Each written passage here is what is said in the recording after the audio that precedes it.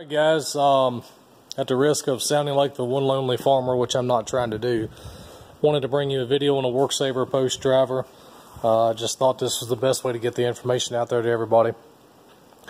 I bought this driver 4 or 5 years ago. I think it was 4, but I'm going to say 5 to be safe. 4 or 5 years ago, it was almost $5,900. This is a 10-inch driver, which is a HDP20. You can see the serial number 4893. This driver, actually, I was using a Shaver 8-inch driver. Had a good crop year. The Shaver driver will belong to a family member. I could have used the Shaver driver as long as I wanted to. Could have kept it here. But I had a good year on my crops and decided that I wanted my own driver. And I chose to go with hydraulic option. I decided I was lazy and didn't want to crank the hand crank anymore and wanted to go to the hydraulic tilt. So that's what we did. The warranty on this driver was 6 months. I bought this driver from James River Equipment in Fishersville, Virginia. Local John Deere dealer. Driver broke twice in the first 6 months under warranty. They fixed it. Broke a third time in the first year. Out of warranty that time, had to pay for the repairs myself. These clips kept straightening out. They'd straighten out if you didn't catch it in time. Let springs fly off. Let springs come loose.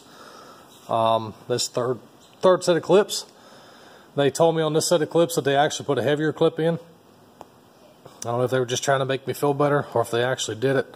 Talked to the gentleman at the factory today and he said there's no such thing as a heavier set of clips.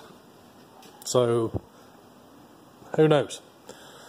Also, this cylinder here has leaked since day one. Been repaired twice now, but it leaks every time. You can see the driver didn't have much wear in it.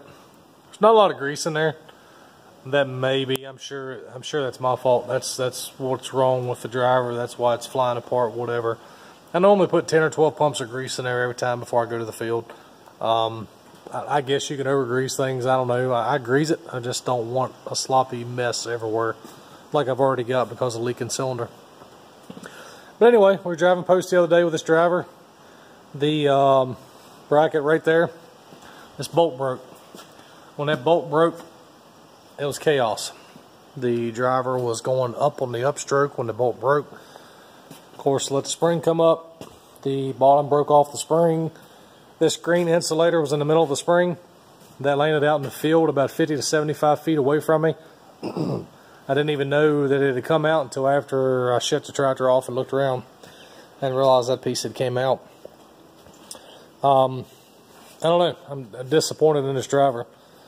We bought this driver, like I said, 5 years ago, $5,900. The driver I wanted was $9,000. It's now $12,000 for the same driver. So I bought this driver. I bought the 10-inch, wanted a heavier hitting force. I felt like the 10-inch would probably be made better than the 8. Don't know, might have been wrong. But anyway, I used to sell John Deere equipment. I've sold Worksaver products. Sold 1 or 2 drivers. I think it was 2 drivers the time that I was at the dealership.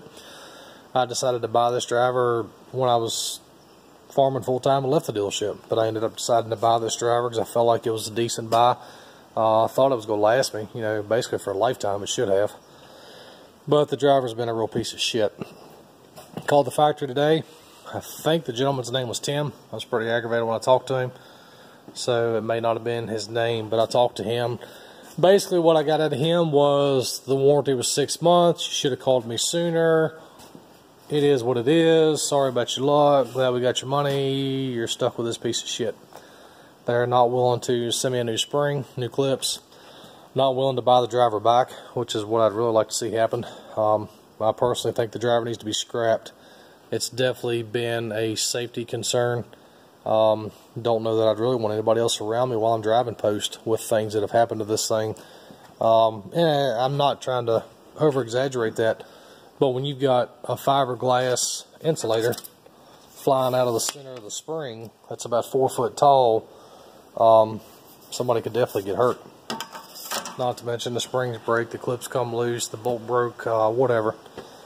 As you can see, this is on a John Deere 5065E tractor.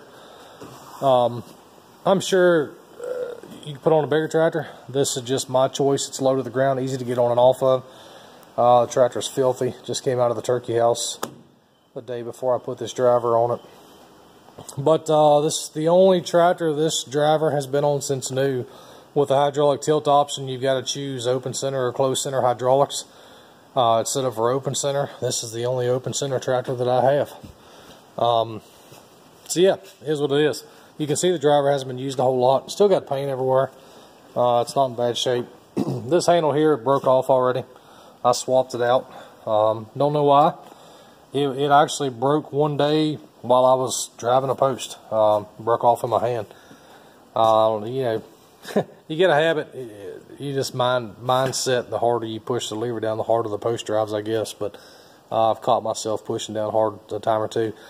So yeah, that broke off in my hand, so I swapped it out. This right here used to be a post holder. That was my fault.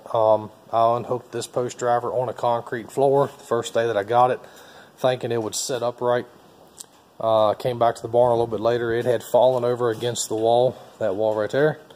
It had fallen over against the wall and broke that post holder off. So that post holder has not been on there since day 2 that I owned it. So anyway, in my opinion, oh yeah, I forgot about that. This clamp up here that holds the cylinder in place, that bolt broke one time before, and I put another bolt in there and locked it down. So there's something wrong with this driver. I can't believe that all Worksaver drivers are this big a piece of crap. There's got to be something wrong with this driver. I don't know what. Again, maybe I'm not putting enough grease on it. You can see there is grease in there. It's just not gobbed on. Maybe, I'm sure that'll be the blame of the whole problem. But it's over with. They're not going to do anything to help me. So I'm stuck with this quality piece of craftsmanship. One thing that I was surprised when I talked to the gentleman today, he said, "We've built 1,000 drivers since you bought that one." I know the post driver market's not that big, but 1,000 drivers in 5 years, it seems extremely low to me. Don't know what the other companies are doing. Be interested to know. But if you're only selling 1,000 post drivers in 5 years, kind of makes me wonder. But anyway, that's my review on this post driver. I would save your money. I would buy something a little nicer. I would not buy another Worksaver post driver. And for that matter, thanks to the service I've received from the factory today, I will not buy any more Worksaver products, period. I believe in buying American owned if you can, American made, but I also expect to get customer service. And I'm a stickler for that, being a ex-salesman, farm equipment salesman. Service means a lot to me. And the service that I've received from the Worksaver company definitely has not met my expectations. So I will not be spending any more of my money with them. And I will do my best to let my friends and family know the same thing. Good luck to you. If you got a Worksaver driver, be careful working around it. If you don't have one, you're considering buying one, in my personal opinion, I would not buy another Worksaver product. So it is what it is. Be careful. Be safe. Don't buy Worksaver. Find something else. Thanks.